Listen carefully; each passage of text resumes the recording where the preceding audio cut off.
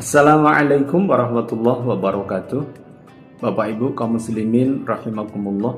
Hidup di zaman akhir ini memang banyak sekali tantangannya, terutama dalam hal menjaga keimanan. Secara fisik mungkin kita sudah merdeka, bebas dari penjajahan. Tapi sadarkah kita bahwa saat ini kita masih dalam cengkraman penjajahan paham-paham di luar Islam? Ya, seperti serangan paham liberalisme, ancaman bahaya sistem kapitalisme, gempuran budaya hedonisme, dan isme-isme lain di luar Islam. Sehingga ini berdampak pada cara berpikir kita, berperilaku, bahkan kondisi sosial sangat terpengaruh sekali, sehingga ini mengkhawatirkan, membahayakan keimanan. Banyak umat Islam, tetapi tidak banyak yang sampai paham betul akidahnya, tidak sampai pada paham betul apa tujuan hidupnya. Tekun dalam beribadah ritualnya, tetapi ketika bermuamalah sepertinya tidak mencerminkan keimanannya. Seakan-akan tidak ada beda antara muslim dan orang yang tidak muslim. Dalam berbisnis mereka pun memakai cara-cara yang tidak islami dan seterusnya.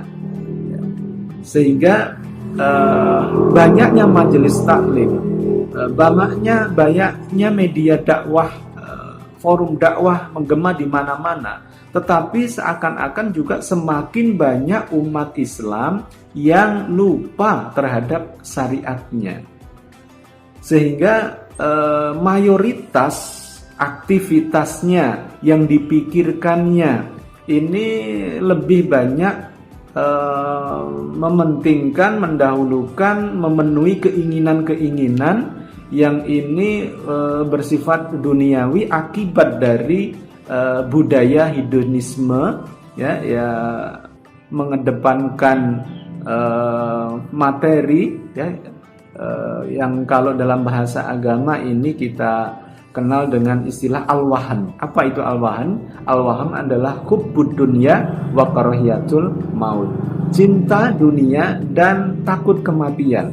Sehingga takut miskin, dia rela menerjang aturan syariat. Takut kehilangan jabatan, dia rela melakukan kezaliman dan seterusnya. Kekurangan harta, takut itu semuanya, sehingga dia rela melakukan apa saja yang penting melimpah hartanya dan seterusnya.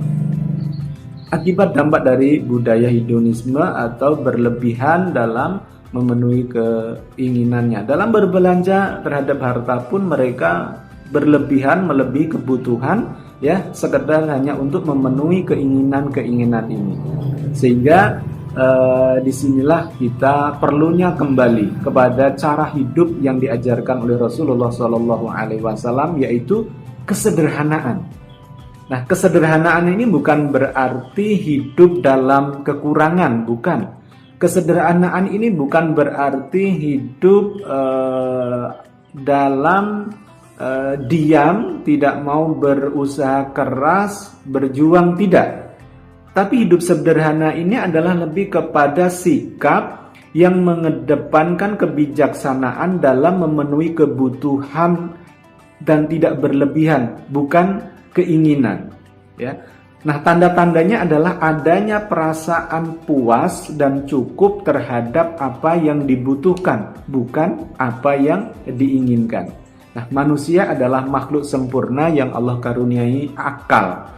Yang akal ini kita gunakan bagaimana untuk memikirkan bisa istiqomah dalam kebenaran menurut Islam.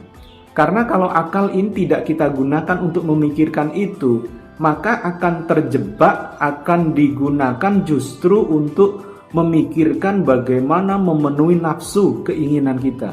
Yang dengan ini Allah memberikan istilah yang sangat menyedihkan untuk manusia yang menggunakan akalnya untuk memenuhi nafsunya, ya, bukan menggunakan akalnya untuk memikirkan bagaimana bisa istiqomah di jalan kebenaran secara Islam. Ya, bagaimana terwujudnya tujuan dalam kehidupan. Tidak untuk itu. Ya, Allah berfirman di ujung ayat Quran surah Al-A'raf ayat 179, ulaika kal an'am balhum adol. Mereka seperti binatang, bahkan lebih sesat. Na'udzubillah min dzalik.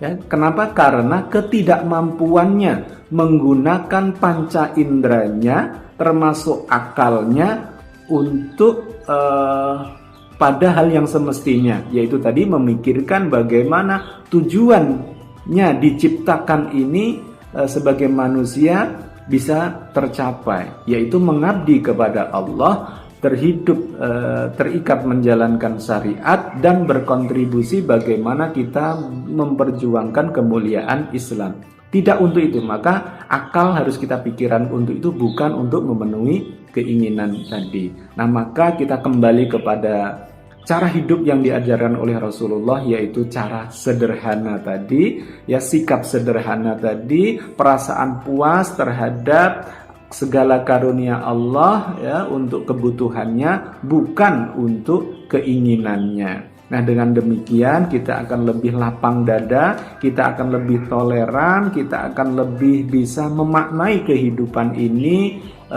bagaimana kita mewujudkan tujuan penciptaan kita sebagai manusia, sehingga dengan sikap yang sederhana ini kita akan punya banyak waktu memikirkan bagaimana menjaga keimanan, memikirkan bagaimana berkontribusi untuk kemuliaan Islam. Nah, dengan demikian insya Allah hidup yang sederhana ini akan terbuka luas, keberkahan semakin menenangkan. Demikian, semoga bermanfaat. Assalamualaikum warahmatullahi wabarakatuh.